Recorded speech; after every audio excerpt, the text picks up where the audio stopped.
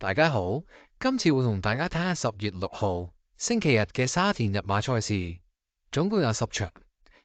夜晚緊接會有法國凱旋門大賽嘅海外賽事，分別有8場轉播賽事，大家記得食個早飯再睇啦，千祈唔好錯過。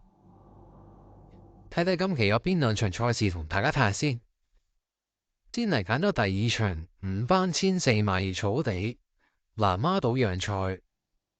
今期報紙出嘅簽文係30簽，傾國傾城未發生，貴妃自入。而解就係一啲好靚、好驚豔嘅事物，可以迷倒眾生。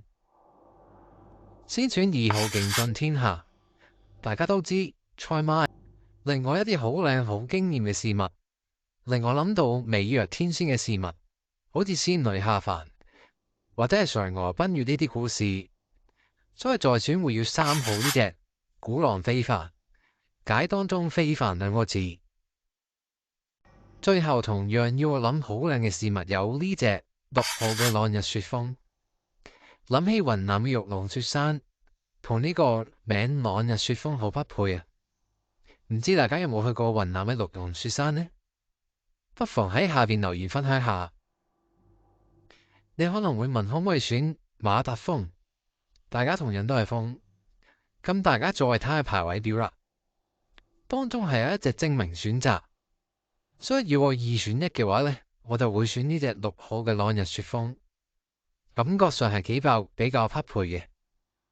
所以第2場5班1004米草地呢，我嘅解讀就係2、3、6。下一場會睇第7場3班1000米草地。香港廣東社團總會杯讓賽，又係杯賽賽事。我冇特別去選杯賽賽事嘅，即係見到有靈感或者心水就會同大家分享下。今場嘅熱門估計都係呢隻7號呢隻舉步新風啊，所以更加要同大家睇下有咩冷門值得留意下啦。今場係領先米13，嶺南初放1支梅，孟浩然尋梅。孟浩然尋梅嘅際遇，最後揾到梅花嘅一個故事啊！先選5號兒心聲，馬名都講咗啦，兒係表達和悅嘅心情，即係表示開心嘅心聲。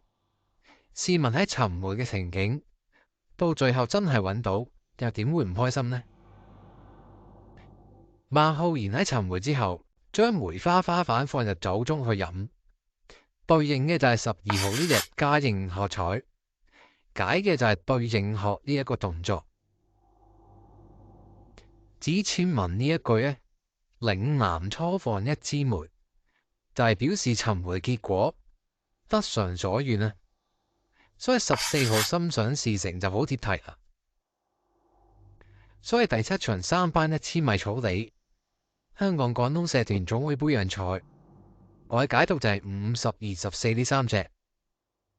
除咗7號舉步新風，大家都值得留意呢3隻啊！